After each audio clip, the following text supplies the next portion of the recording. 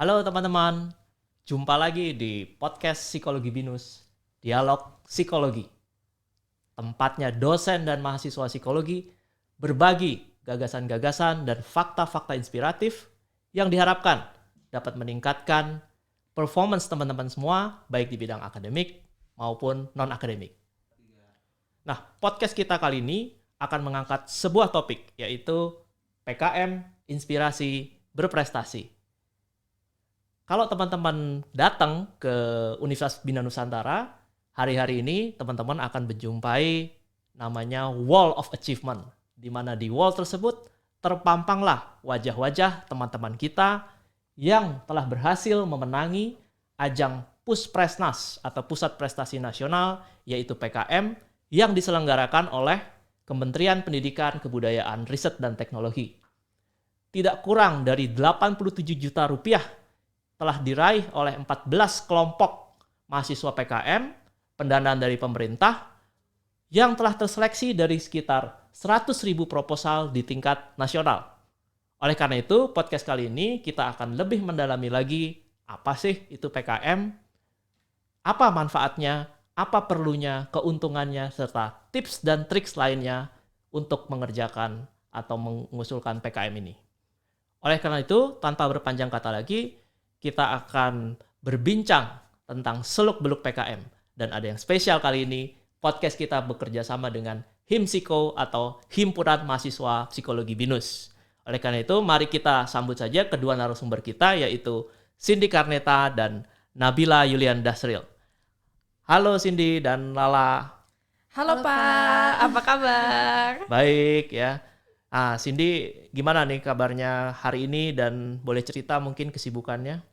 Wah, mungkin kabar saya hari ini baik banget nih Pak. Untuk kesibukannya sendiri, hari ini saya sebenarnya harusnya magang, tapi ya ambil cuti lah. Untuk kesibukannya juga lagi magang, terus misalnya lagi skripsi juga, dan kemudian juga ada banyak kayak lomba yang harus dikerjain. PKM Termasuk itu PKM. sendiri dan juga Iya. Pilmapres. Seperti itu, Pak. Baik, ikut Pilmapres juga ya. Betul Pak. Pemilihan mahasiswa berprestasi. Oke, semoga sukses. Nah, Lala mungkin bisa cerita? Oke, kabar aku pertama-tama baik banget ya Pak. Nah, kalau misalnya untuk kesibukan aku sendiri itu aku aktif di organisasi yaitu HIMSIKO, Himpunan Mahasiswa Psikologi.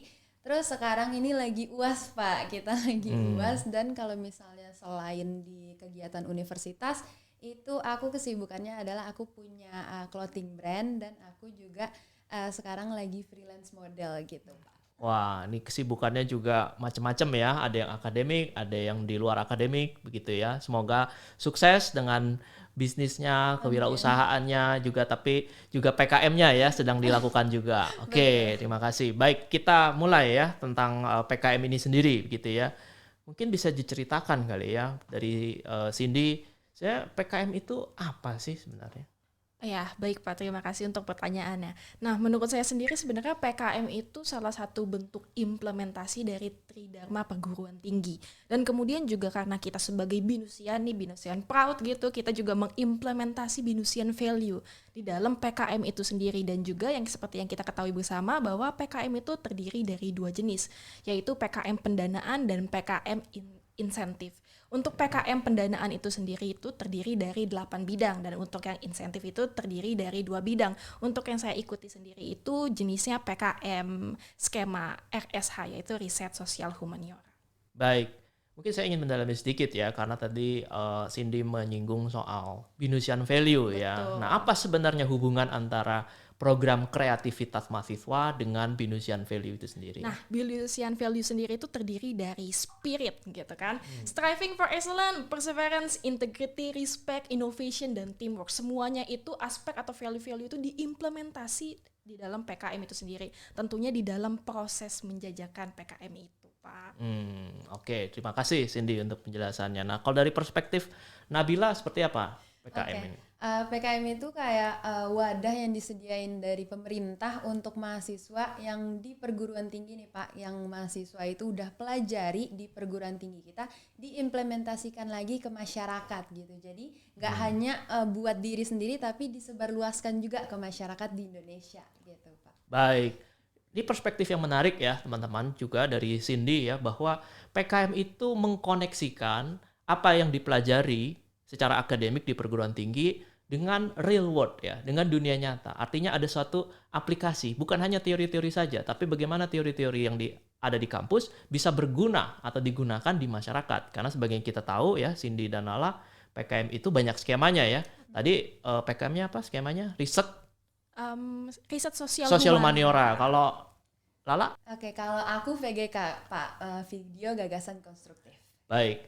Jadi seperti itu teman-teman ya, penonton, bahwa ada banyak skema PKM yang bisa mengkoneksikan kampus dengan dunia nyata, mulai dari riset sampai dengan membuat video ya yang berisi pemecahan masalah.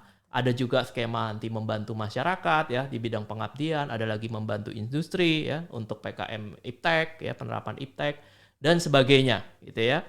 Nah, di era sekarang nih ya, Cindy dan Nala ya, anak-anak muda ya, milenial, Gen Z dan sebagainya itu kan senang tampil gitu ya, senang untuk dirinya bereputasi gitu ya, ada gengsi dan sebagainya. Nah, PKM itu kompatibel gak sih, selaras gak sih dengan keinginan mahasiswa untuk bisa ada satu gengsi dan sebagainya? Nah, untuk saya sendiri terutama ya Pak ya, untuk mahasiswa di seluruh BINUS nih, terutama yang untuk lagi mengikuti PKM terutama tentunya, itu sangat kompatibel tentunya tentang prestis itu sendiri. Karena ketika teman-teman mengikuti PKM itu sendiri, apalagi nanti ketika teman-teman mendapatkan hasil yaitu pendanaan dari Kementerian Pendidikan, itu mendapatkan kayak kebanggaan dan prestis tersendiri dalam kayak perasaan dan hati teman-teman itu sendiri. Karena kenapa? Alasannya itu karena PKM itu sendiri itu merupakan salah satu merupakan kompetisi yang diadakan oleh Kementerian Pendidikan yang isinya itu seluruh mahasiswa di seluruh Indonesia dan pesertanya itu di berbagai universitas dari Sabang sampai Merauke. Jadi ketika teman-teman mendapatkan insentif tentunya itu sangat gengsi banget adanya gitu. Oke, mantap sekali. Coba Lala, ada pendapat Lala? Ya, kayak yang tadi Kak Cindy udah ngasih tahu kalau misalnya PKM ini berlaganya di tingkat nasional gitu ya Pak, nggak cuma satu universitas saja tapi di seluruh Indonesia nih ngikutin si PKM ini, jadi itu pasti bergengsi banget. Nah di PKM juga ada tahapan-tahapannya dan dimana kayak kalau lolos tahap pendanaan aja kayak yang dikasih tahu Kak Cindy itu udah banyak banget yang bakal didapetin gitu. Dimana bayangannya kalau udah sampai ke PIMNAS, wah itu udah nggak kebayang banget sebetapa banyaknya benefit dan hal yang kita peroleh gitu Pak. Baik ya.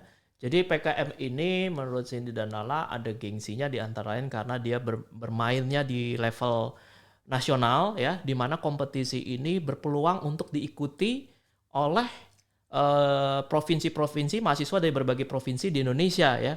Kita melihat sebenarnya ada banyak kompetisi yang mengklaim dirinya nasional tapi tidak sebanyak itu pesertanya. Nah, ini sudah banyak skemanya yang mengikuti juga dari berbagai provinsi ya. Oleh karena itu ada satu prestise tersendiri ya dari kegiatan atau ajang lomba ini. Nah, sebelum kita lanjutkan mengenai prestise, manfaat dan sebagainya, mungkin kita back to basic dulu nih ya. Mungkin cerita sedikit lah ya. Topik PKM dari Cindy dan Lala itu apa? Baik Pak, terima kasih atas pertanyaannya. Mungkin saya ingin menjawab terlebih dahulu. Untuk topik yang saya angkat pada tahun ini yaitu 2022. Kebetulan saya ikut PKM itu udah 2 tahun berturut-turut yaitu 2021 dan 2022.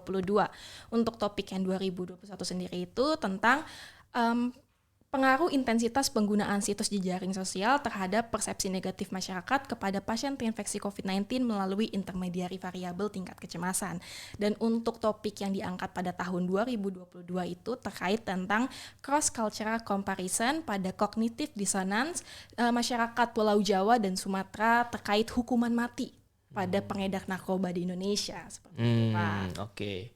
Kalau sebelum nanti kita lanjutkan ya, kalau Lala topiknya? Kalau aku itu tentang perempuan dan anak Indonesia bebas dari seksual harassment. Nah itu kita tujuannya kelompok aku itu mengangkat topik seksual harassment karena itu ada di Sustainable Development Goals ya Pak, yang poin kelima, khususnya di kesetaraan gender. Jadi kita tuh melihat bahwa kekerasan seksual ini masih marak banget nih terjadi di Indonesia gitu dan masih belum teratasi secara maksimal. Nah harapannya dengan ide dan solusi yang kelompok kami sarankan itu bisa membantu meminimalisir bahkan menghilangkan secara total gitu tentang ke seksual harassment ini. Baik. Terima kasih ya Cindy dan Lala sudah berbagi tentang topiknya ya. Kalau teman-teman lihat ini topik-topik yang relevan ya dengan situasi kita sekarang. Kayak misalnya Cindy tadi tahun 2021 ya mengangkat konteks pandemi COVID-19 gitu ya. Kemudian tahun 2022 ini wah sebenarnya ini topik yang cukup berat ya tentang persepsi tentang hukuman mati gitu ya. Nah mungkin sedikit bisa dieksplor sedikit ya. Dari mana itu idenya itu berasal dan apa sebenarnya yang ingin didalami dari topik tersebut? Ya, baik Pak. Sebenarnya dari topik itu sendiri itu collab antara dari sisi kognitif dan juga budayanya itu sendiri.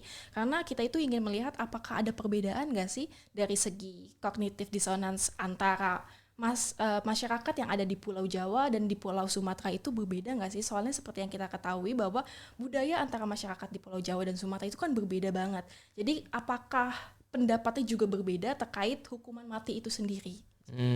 Wah ini menarik sekali ya. Jadi mengkombinasikan faktor-faktor psikologi dengan aspek-aspek sosial budaya ya. Mungkin sedikit lagi kenapa Pulau Jawa dan Sumatera? Nah, untuk pemilihan dari Pulau Jawa dan Sumateranya itu sendiri, karena seperti yang kita ketahui nih Pak, bahwa Pulau Sumatera dan Jawa itu yang paling banyak penduduknya di Indonesia. Jadi untuk mengeneralisir hasil penelitian juga. Lebih karena mayoritas ya penduduk di ini. Walaupun sebenarnya nanti kalau ingin dilanjutkan bisa saja ke pulau-pulau atau wilayah-wilayah lain ya. Nah mungkin sekarang saya tanya ke Lala ya. Apa yang ingin dilakukan atau kenapa topik itu dipilih gitu?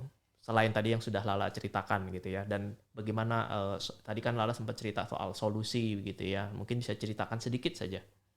Oke, kalau misalnya dari PKM aku itu kita ngaitin juga dengan sisi psikologisnya nih Pak, yaitu mengenai kenapa sih orang itu bisa melakukan tindakan kekerasan seksual. Nah kita itu menggunakan teori id, ego, dan super ego. Nah itu nanti dibahas dalam videonya sedikit gitu. Nah kemudian buat solusi yang kita ajuin itu adalah dengan menggunakan dan memaksimalkan alat yang namanya self defense gitu Pak. Jadi khususnya di rancangan aku ini adalah self defense alarm gitu. Self defense alarm. Iya betul. Okay. Nanti buat lebih lanjutnya mungkin nanti bisa ditonton videonya kali ya Pak.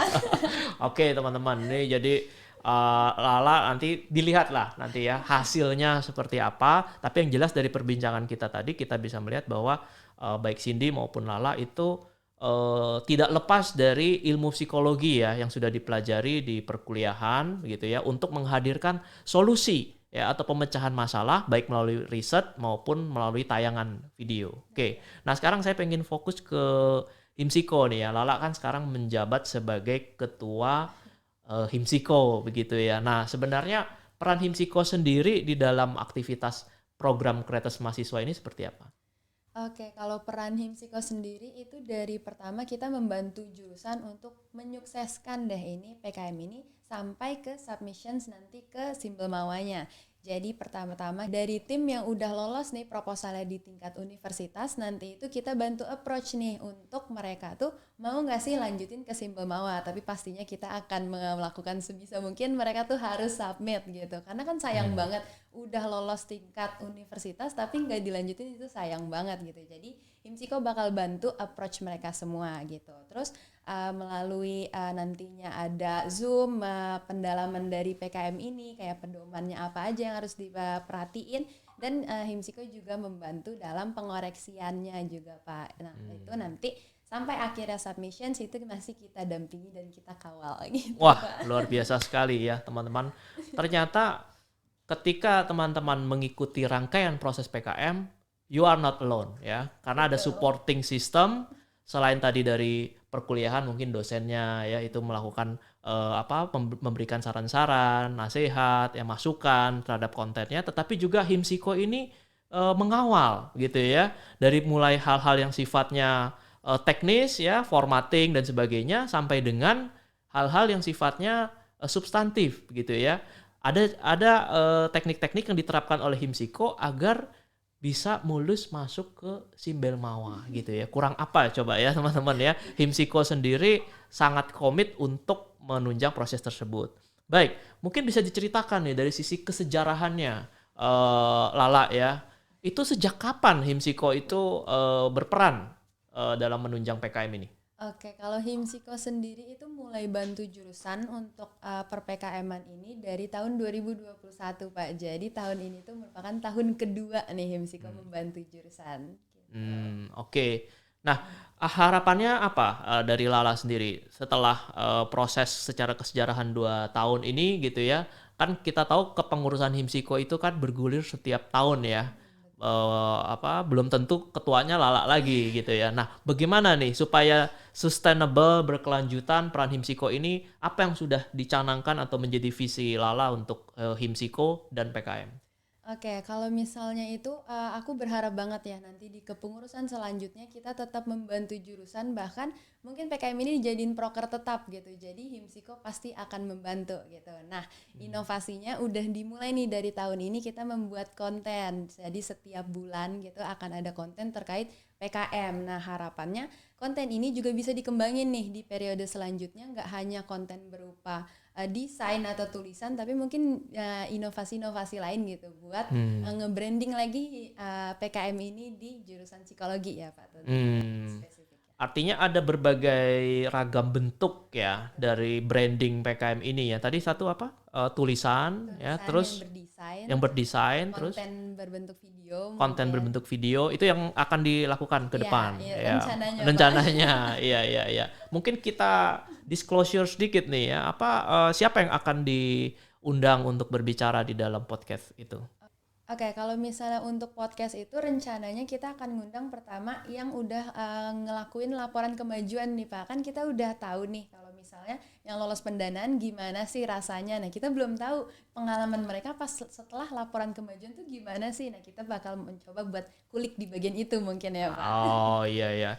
Jadi ini ibaratnya ada paguyuban PKM ya, atau mulai ada alumni PKM ya yang kemudian bisa dikelola bahan-bahannya, pengalamannya, materialnya itu menjadi beragam bentuk untuk membranding PKM itu sendiri dan untuk memudahkan ya generasi selanjutnya ya untuk mengerjakan PKM supaya tidak seperti generasi awal, mereka mulai dari awal gitu ya. Oke.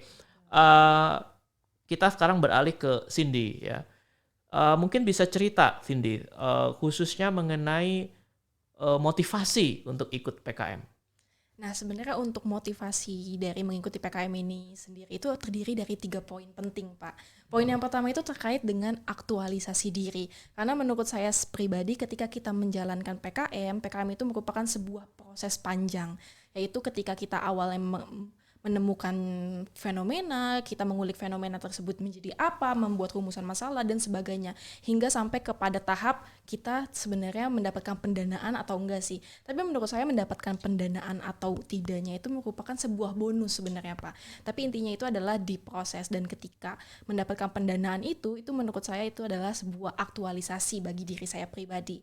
Kemudian untuk poin yang kedua adalah peran serta dari pengajar khususnya di psikologi BINUS. Menurut saya sangat berasa banget di saya kebetulan, karena ketika semester 1, semester 2 kebetulan Bapak yang menjadi dosennya itu sangat kayak benar-benar menginspirasi saya banget. Jadi ketika Bapak memberikan motivasi di kelas pada saat itu, pas pulang sampai rumah tuh saya benar-benar kayak harus bisa nih, harus lolos nih PKM sampai segitunya Pak. Dan saya juga kayak bilang ke 2 teman saya yaitu anggota kelompok PKM saya kayak, ayo kita kerjain yang maksimal, kita pasti bisa nih PKM, kayak apa yang kata Pak Jun bilang gitu kan. Apalagi yang benefit udah Bapak berikan gitu, kayak Bapak yang sudah jelaskan benefit dari PKM itu sendiri, itu membuat jadi makin termotivasi.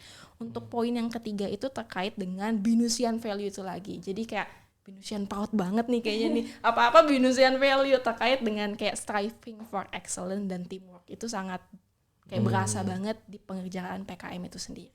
Baik ya, kalau saya simak tadi mungkin ada motivasi internal dan ada motivasi eksternal ya. Yang internal tadi aktualisasi diri gitu ya. Kemudian yang eksternal itu ada pengaruh dosen, kemudian juga lingkungan ya, teman-teman untuk mengerjakan PKM. Dan saya ingat mungkin Cindy ini generasi awal juga ya untuk membuat PKM ini ya, sehingga sebenarnya cukup kuat juga motivasi internal dari dalam Cindy sendiri begitu ya. Baik. Nah, kita melangkah sekarang ke ide ya, gagasan. Nah, ini seringkali merupakan satu bagian yang challenging ya buat teman-teman gitu ya. PKM, program kreativitas mahasiswa gitu ya. Sudah ada kreativitasnya gitu ya. Kemudian ada kata program, artinya ada satu sistematikanya gitu ya. Nah, memilih idenya sendiri bagaimana? Nah, mungkin kalau misalnya memilih ide itu sendiri, orang banyak mungkin pada umumnya bilang kayak, aduh, udah kreativitas, udah program, pasti kayak terstruktur dan ribet banget. Jadi orang mungkin kayak, aduh susah banget nih cari idenya, sampai kayak, oke, buat masalah gitu untuk membuat judul itu, padahal nggak boleh kan untuk membuat penelitian. Kita kalau misalnya membuat suatu riset atau penelitian, justru kita kayak harus lebih peka terhadap lingkungan sekitar kita. Di sekitar kita tuh ada apa sih sebenarnya? Ketika kita lebih peka, kita lebih aware tentang apa yang terjadi di lingkungan kita jadi tahu apa sih masalah yang terjadi. Ketika kita tahu masalah yang terjadi, kita juga akan mencanangkan kira-kira apa sih solusi yang bisa dijalankan untuk men-solve problem tersebut. Nah, itu yang harus kita lakukan. Jadi intinya adalah kita harus peka terhadap apa yang terjadi di lingkungan sekitar kita, dan nggak boleh kayak ya udah bersikap masa bodoh, itu nggak boleh banget sih. Ya jadi tadi balik lagi ya ke proposisi bahwa PKM ini menghubungkan dunia akademik tadi ya dengan dunia nyata yang disampaikan oleh Lala juga begitu ya. Jadi dan Vindi menekankan soal sensitivitas ya, kepekaan. Nah, mungkin pertanyaan lebih lanjutnya, ketika Cindy ini dalam satu kelompok ada 3 sampai 5 orang ya dalam satu grup ya, tentu masing-masing memiliki concern masing-masing ya. Yang satu lebih peka terhadap isu A ya, yang lain isu B gitu ya. Nah, ini bagaimana nih kerja kelompok ini dalam merumuskan suatu gagasan menurut Cindy? Untuk merumuskan satu gagasan sendiri, tentunya ini balik lagi ke value teamwork, Pak. Jadi ketika kita memiliki masing-masing gagasan, tentunya kita akan di sini diuji untuk kayak menyampaikan pendapat dengan alasan-alasan yang logis. Jadi kita juga ada pertemuan yang khusus untuk kayak membicarakan tentang kayak misalnya Naomi punya gagasan apa sih? Misalnya Rudy punya gagasan apa? Angel punya gagasan apa? Ayo kita ngomongin bareng-bareng kayak gitu. Ketika nanti kita udah omongin bareng-bareng, kita musyawarah untuk mufakat. Jadi kira-kira apa nih yang paling kayak bakal wow banget untuk diteliti gitu. Jadinya kita untuk satu aja, Pak. Jadi tetap ada proses bernegosiasi ya sebenarnya di situ ya, saling pengaruh mempengaruhi, kemudian saling untuk mencapai konsensus atau kesepakatan gitu ya. Itu proses-proses yang dialami bahkan sejak merumuskan ide atau gagasan penelitian. Betul. Ya. Oke, dari tadi kita bicara soal pemikiran begitu ya, pikiran tentang PKM itu hendaknya dikerjakan bagaimana merumuskan ide dan sebagainya. Nah, sekarang saya pengen tanya soal perasaan. Ya, nah.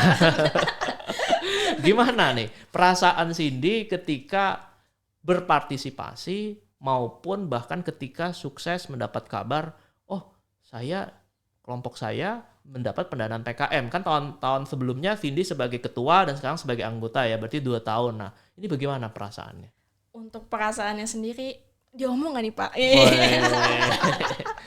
Perasaan suka salah juga sebenarnya. Iya, suka bingung apa nih sebenarnya. Coba diingat-ingat perasaannya gimana? Itu sebenarnya satu kata yang menggambarkan. Kayak nano-nano, Pak. Kayak coba dilukiskan nano-nano. Manisnya, pahitnya, asemnya itu semua jadi satu. Nah, itu di dalam proses PKM itu sendiri, Pak. Jadi kayak pasti ada manisnya, tapi maksudnya ada suka dan duka ketika kita mengerjakan PKM. Tapi itu yang membuat kita semakin kuat pastinya. Baik. Dan pada saat memperoleh pendanaan itu ada perasaan tersendiri mungkin? Nah, untuk mendapatkan pendanaan apalagi yang 2021 itu yang pertama kali mendapatkan pendanaan, itu kayak ngerasanya kayak senang dan shock juga karena wow gitu, kayak mendapatkan pendanaan dan kayak wah, tapi kita juga berpikir kelompok bertiga pada saat itu, oh iya jangan senang dulu nih, kan kita itu proposal ya, berarti kita akan 3 bulan ngerjain, wah itu yang kita pikirkan sih. Jadi mengantisipasi juga tanggung jawab ya di depan ya, selain ada suatu kegembiraan, mungkin suatu euforia begitu ya, tetapi juga memikirkan bagaimana langkah-langkah ke depan agar amanah ini bisa dilakukan dengan baik. Oke, nah berikutnya apa sih tantangan terberatnya, Cindy? Kalau nano kan asem, asin, manis ya. Nah, kalau ada pahitnya nggak? Nah itu. Nah, untuk tantangan terberat bagi saya sendiri ketika mengikuti PKM 2021 dan 2022 ini sebenarnya terkait dengan komitmen itu sendiri, Pak. Jadi mungkin komitmen itu hal yang paling sulit untuk dipertanggungjawabkan, karena kayak kita sebagai individu, sebagai manusia, mungkin kita juga grafiknya itu selalu naik turun. Jadi kadang-kadang kita hari ini termotivasi banget, besok mungkin kita kayak aduh kayak capek banget nih, udah kerjain PKM, udah kerjain tugas kuliah. Jadi grafiknya itu selalu naik turun, dan itu komitmen yang susah banget untuk dipertahanin dalam PKM itu. Tapi kita selalu ingat goalnya apa. Goalnya itu sekarang itu 2022 PKM Binus harus masuk Bimnas. Wih, keren sekali ini ya. Itu ingat Oke, goalnya. iya. Nah, tantangan komitmen ini berarti bukan hanya Cindy ya yang mengalami ya, tapi juga anggota kelompok yang lain, bisa diceritakan? Iya betul Pak, jadi kita itu untuk 2022 itu satu timnya itu ber5 orang, udah maksimal banget nih. Jadinya itu tantangannya semuanya itu terkait dengan komitmen itu sendiri, karena grafiknya itu kan selalu naik turun.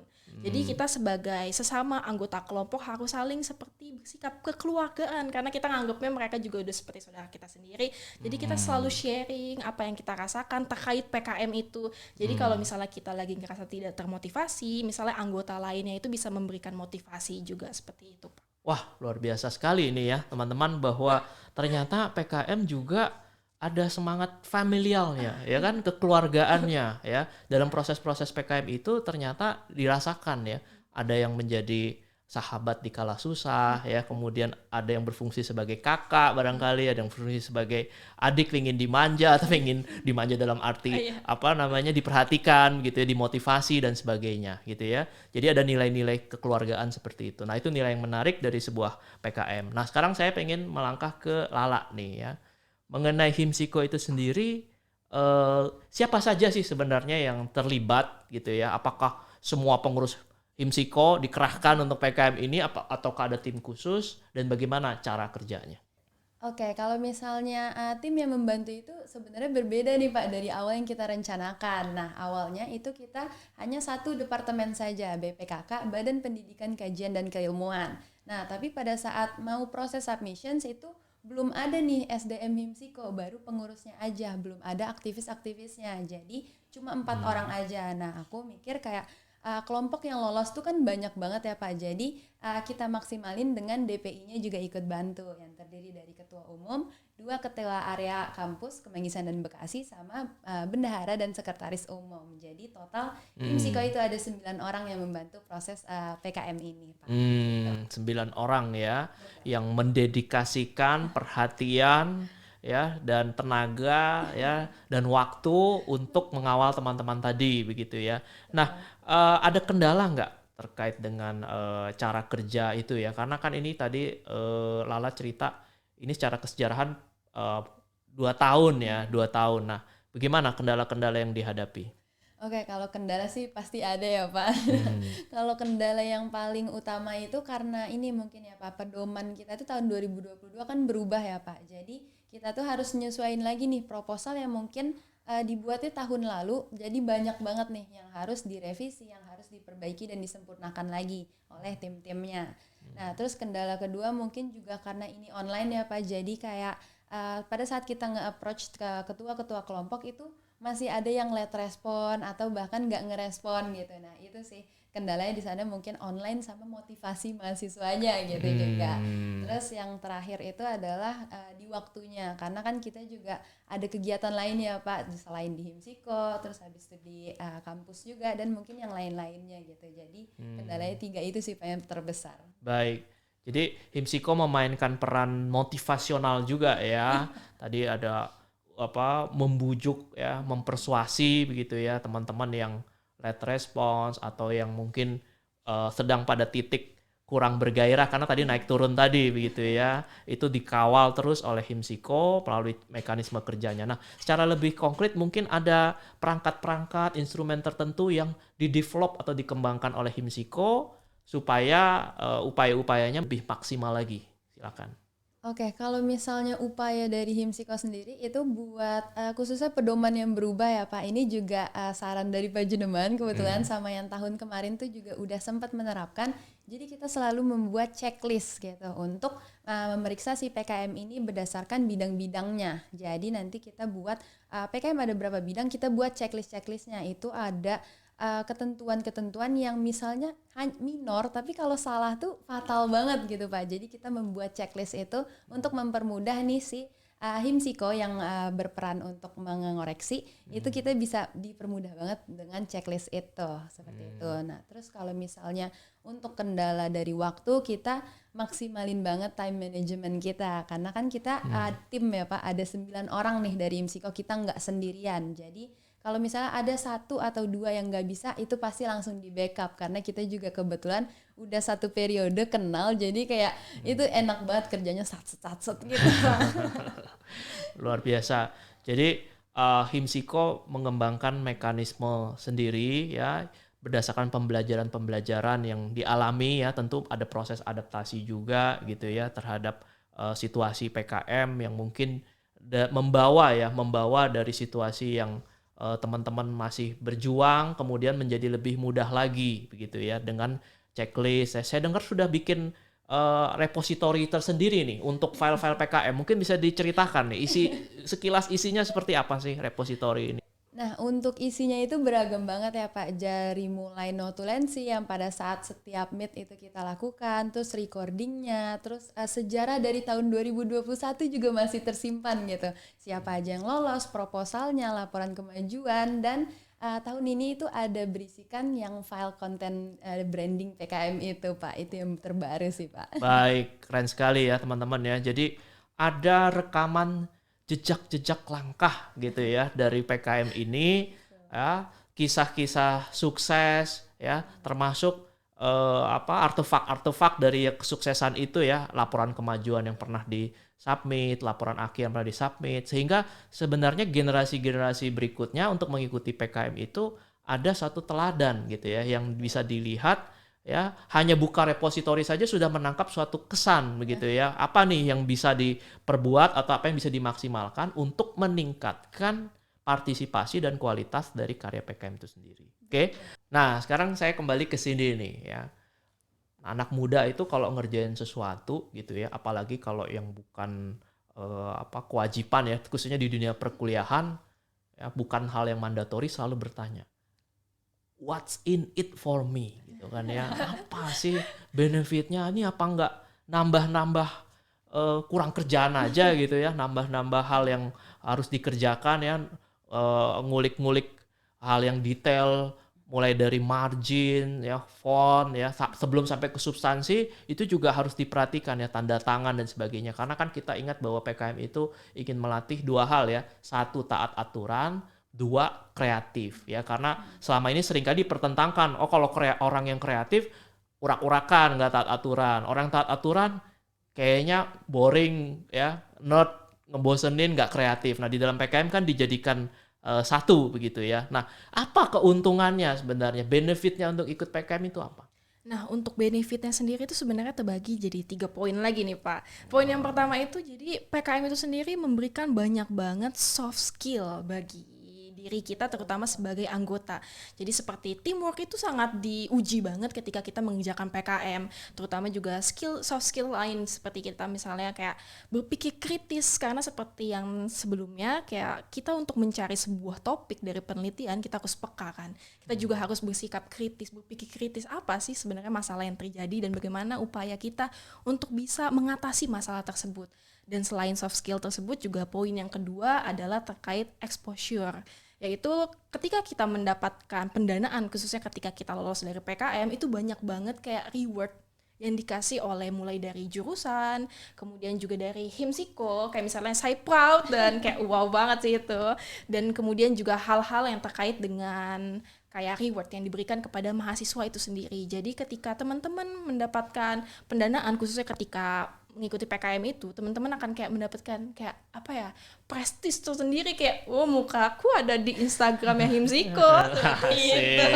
Iya. Kemudian juga yang ketiga nih yang menurutku paling penting banget sih Pak, terkait menambah portfolio. Nah, apalagi mungkin nanti teman-teman pastinya abis kuliah mungkin akan terjun ke dunia pekerjaan. Nah, ini aku memberikan jaminan nih, ketika teman-teman misalnya mengikuti PKM dan mendapatkan pendanaan, wah, itu nanti bakal banyak deh yang message di LinkedIn ya Yeah. buat internship gitu deh. Dan kebetulan juga ini nambah portfolio aku untuk jadi Mawapres yang mewakili BINUS tahun 2022. Jadi buat teman-teman yang mau jadi Mawapres 2023 ikut PKM. Asik. Ya. Jadi kalau saya tangkap ini benefitnya banyak ya sebenarnya ya.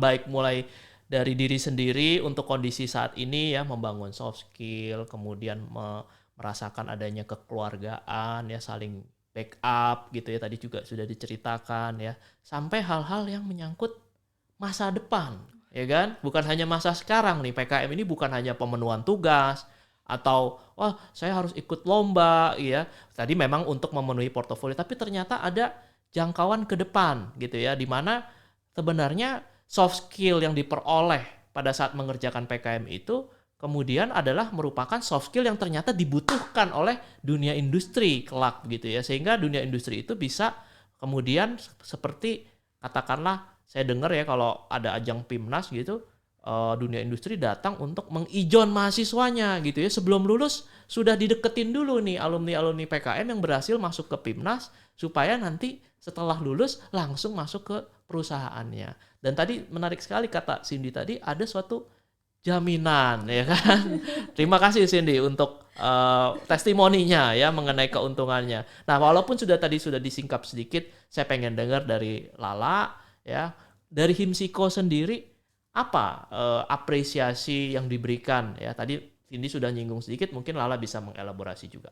Oke, nah dari Himsiko sendiri sebenarnya nggak hanya Himsiko aja Pak, jurusan juga memberikan apresiasi. Mungkin aku ngasih tahu yang dari jurusan dulu kali ya Pak. Ya. Nah dari jurusan itu yang pertama adalah mahasiswa yang lolos pendanaan itu pasti dikasih poin SAT itu, tapi pemberiannya mungkin setelah laporannya diselesaikan gitu. Jadi untuk menjamin kalau mereka benar-benar melakuin gitu si proposal ini. Nah yang kedua itu mahasiswa yang lolos pendanaan itu bakal ditambah nilainya di setiap mata kuliah yang lagi dijalanin, di setiap gitu, Di setiap, nggak cuma oke, 1, 2 di garis bawahi gitu, Pak. nih ya. Iya, di setiap itu kapan lagi kita dapat nilai tambahan di setiap mata kuliah itu. Betul. Caranya gampang banget lolos pendanaan PKM guys. ya. Apalagi di UAS ya ini Ya ya. di UAS Di ya. mana Yang bobot ininya besar ya, bobot penilaiannya Betul besar. Oke. Jadi maksimalin banget yang sekarang lagi UAS nih, UAS PKM maksimalin banget, nilai kalian bagus, lolos pendanaan, semester depan ditambah nilainya, itu nggak ada ruginya sama sekali. Bener-bener benefit. Nah, kalau tadi Cindy menyinggung soal Cyproud, mungkin bisa diceritakan nih inisiasinya dari siapa dan bagaimana itu dikembangkan saat ini. Oke, kalau Cyproud itu sendiri merupakan program inovasi aku pada saat nyalonin jadi ketua Himsiko dulu. Wah, ini materi kampanyenya Lala nih ya. Oke. Iya, itu yang aku kampanyekan. Jadi kayak sebenarnya tuh mahasiswa psikologi tuh banyak banget prestasinya Pak, tapi jarang orang yang tahu gitu. Nah, dengan Cyproud ini tujuannya aku ingin mengapresiasi prestasi apapun yang dimiliki dan diraih oleh mahasiswa psikologi gitu. Dari yang akademik atau non akademik semuanya kita akan apresiasi gitu. Contohnya aja kemarin itu ada mahasiswa psikologi yang mana juga aktivis di Himsiko itu menjuarai karate tingkat nasional Pak. Itu non akademik. Iya. Nah terus abis itu kemarin juga baru banget ada yang berprestasi itu terkait paper competition gitu Pak. Itu di luar negeri, itu keren-keren banget gitu. Nah jadi kalau teman-teman lolos pendanaan PKM, kalian gak usah ngelapor ke aku, Himsiko akan langsung buatin Cyproud buat kalian. Asik, langsung ya, artinya Langsung. Himsiko memiliki radar ya kan teman-teman untuk mendeteksi sejawatnya, sebayanya yang menoreh prestasi baik tingkat nasional maupun tingkat internasional, barangkali juga tingkat lokal gitu ya, karena itu juga suatu kebanggaan. Maka dibikinkan materi Cyproud yang akan tampil di Instagram Himsiko. Oke, terima kasih Lala ya, luar biasa, ini apresiasi dari berbagai pihak, dari berbagai sudut ya, sudah diberikan sebenarnya oleh lembaga kita di Psikologi BINUS ya, maupun di Universitas BINUS. Oke, nah kita sekarang masuk ke tips and tricks begitu ya. Kalau mungkin tadi kita bicara soal agak-agak filosofis, pemikiran gitu ya, kemudian pengalaman gitu ya. Nah sekarang langsung ke tips and tricks nih. Apa sih sebenarnya yang praktis yang bisa dikerjakan untuk menyelesaikan suatu karya yang kreatif? Nah, sebenarnya untuk tips dan trik untuk mengerjakan PKM itu sendiri cuma satu hal, Pak. Tentang mindset nih. Wah, ini kayak judul buku Carol Dweck nih, mindset. Ya. Semuanya itu soalnya berawal dari mindset kita dan kita harus kayak memberikan kata-kata positif, Pak, untuk diri kita sendiri dan untuk kelompok. Kita harus selalu memotivasi diri kita sendiri dan juga kelompok. Ketika kita memberikan kata-kata positif pada diri kita sendiri dan kelompok itu sendiri, maka kita akan kayak memacu diri untuk mengembangkan motivasi untuk mendapatkan hasil yang terbaik. Karena seperti yang kita ketahui bahwa kayak usaha itu nggak bakal mengkhianati hasil seperti itu, Pak. Dan kemudian juga mungkin salah satu value yang saya selalu pegang dan selalu saya bilang ke teman-teman waktu ngerjain PKM itu adalah mungkin PKM itu sulit, mungkin PKM misalnya aku nggak suka PKM, tapi percaya deh kita tuh harus selalu ngembangin value mencintai apa yang kita kerjakan, bukannya mengerjakan apa yang kita cintai. Dengan gitu kita akan kayak lebih enjoy dan kita akan maksimal ngerjain itu semua. Baik, terima kasih ya tips dan triks dari Cindy ya. Nah, kalau dari Lala mungkin ada tips and trick juga barangkali untuk mengerjakan PKM dan mungkin apa yang bisa dilakukan teman-teman terkait dengan relasinya dengan Himsiko juga bisa diceritakan mungkin. Oke, kalau misalnya ini ada pengurus atau aktivis yang denger, kalian pasti bosen ya. Aku selalu bilang totalitas dan ikhlas. Itu yang pertama kali harus dilakuin gitu, Pak. Karena kan ini PKM ini nggak hanya kita nanti submit ke Simbemawa, tapi juga buat UAS kita gitu. Jadi lakuin yang benar-benar totalitas, tapi kalian harus ikhlas gitu. Karena kayak yang Kak Cindy tadi bilang, kayak usaha nggak akan ngianatin hasil kan gitu. Nah terus abis itu buat yang mikir kayak aduh PKM tuh susah, kita harus berpikir kreatif. Sedangkan buat berpikir kreatif tuh harus ada inovasi, ide-ide dan motivasi gitu kan Pak. Kayak banyak banget yang harus dilakuin gitu. Nah itu jangan khawatir banget, gunain aja konsep ATM gitu. Amati, tiru, modifikasi. Jangan berhenti sampai tiru aja ya teman-teman, tapi harus dimodifikasi juga gitu. Jadi ide-ide yang udah ada sebelumnya kalian lihat, kalian tiru, terus pikirin apa yang harus diimprove atau yang harus dimodifikasi dari ide yang udah ada itu. Jadi sebenarnya simple banget teman-teman, pakai aja konsep ATM. Asik. Jadi kreativitas itu menurut Lala itu tidak harus dikembangkan out of the blue ya. Artinya sesuatu yang dari ketiadaan tahu-tahu ada suatu kreativitas ya. Karena kreativitas kan seringkali dikonotasikan harus asli ya kan, karena unsur kreativitas kan ada originality gitu ya, ada flexibility, ada fluency gitu ya. Tapi ternyata soal keaslian ini sesuatu yang kita kembangkan itu juga sebenarnya asli versi kita. Betul. Gitu kan ya. Nah, disitulah Lala mengatakan bahwa itu bisa berdasarkan pengamatan ya, observasi kan sudah ada mata kuliahnya juga ya, MOW ya, observasi, kemudian kita melakukan proses imitasi gitu ya. Tapi jangan berhenti di imitasi karena khawatirnya itu malah menjadi penjiplak gitu kan ya. Kalau hanya berhenti di niru itu plagiat ya. Kalau plagiat drop out. Itu tipis-tipis itu ya. Tapi juga harus ada modifikasi, harus ada unsur development. Oke, tips yang menarik sekali, singkatan ATM, amati, tiru, modifikasi. Oke, nah terakhir nih sebelum nanti kita tutup podcast kita kali ini, dari Cindy maupun dari Lala, silahkan, adakah pesan-pesan yang bisa disampaikan kepada para penonton yang sedang mempersiapkan PKM-nya maupun yang saat ini kan sudah ada yang mendapat pendanaan dan akan terus melanjutkan PKM-nya sampai ke PIMNAS, mudah-mudahan ya, kita doakan. Nah, apa nih pesan-pesan Cindy dan Lala? Silakan. Nah, untuk pesannya sendiri buat teman-teman yang lagi mengerjakan PKM untuk UAS atau misalnya teman-teman yang lagi berjuang untuk menuju PIMNAS, pesanku itu harus selalu tetap semangat. Dan untuk teman-teman yang lagi ngerjain PKM untuk tugas UAS juga harus selalu terus mencoba, karena ketika kita belum mencoba bagaimana kita tahu di sana itu ada peluang. Jadi coba aja dulu, hasil itu selalu belakangan. Sama ada salah satu filosofi warna yang aku suka banget, yaitu warna merah. Warna merah itu melambangkan keberanian. Jadi kita itu harus selalu berani. Berani untuk apa? Yaitu berarti sifatnya untuk positif dong. Berani untuk mencoba hal-hal baru, yaitu ikut PKM. Ikut PKM itu sangat benefit banget deh. Jadi ikut PKM.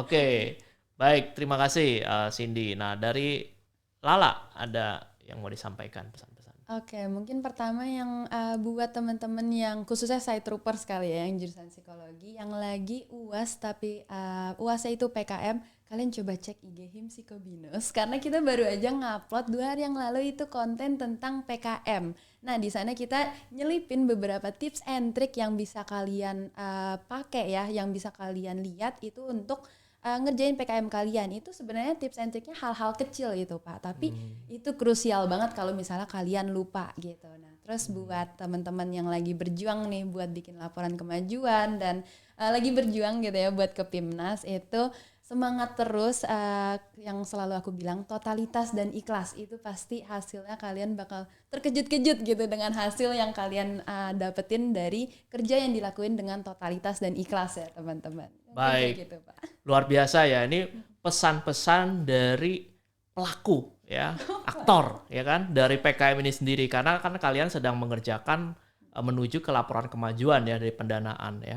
Jadi ini bukan speak aja ya, melainkan satu pesan-pesan yang berasal dari kristalisasi pengalaman ya sampai dengan hari ini. Baik, terima kasih Cindy dan Lala ya. Jadi teman-teman penonton podcast Dialog Psikologi ya, mudah-mudahan pesan-pesan dari Cindy dan Lala terkait PKM sampai kepada kita semua dan kita bisa mempraktekkannya ya di dalam pengerjaan kita, baik untuk proposal ke depan maupun apa yang sudah kita peroleh pendanaan hari ini bisa kita lanjutkan, mudah-mudahan bisa sampai ke PIMNAS ya. Berapa kali Cindy mengatakan simple, sederhana, hanya satu hal, hanya 3 poin begitu kan ya. Ternyata ya PKM itu adalah sebuah ajang yang bergengsi, yang layak untuk diikuti dan memiliki dampak ya atau pengaruh terhadap baik reputasi teman-teman sendiri ya, potensi karir ke depan maupun dampaknya ke masyarakat secara real. Kita sudah sampai ke penghujung podcast kita. Terima kasih kepada Cindy maupun Lala untuk partisipasinya. Sukses selalu. Terima kasih Pak, sudah sangat menginspirasi.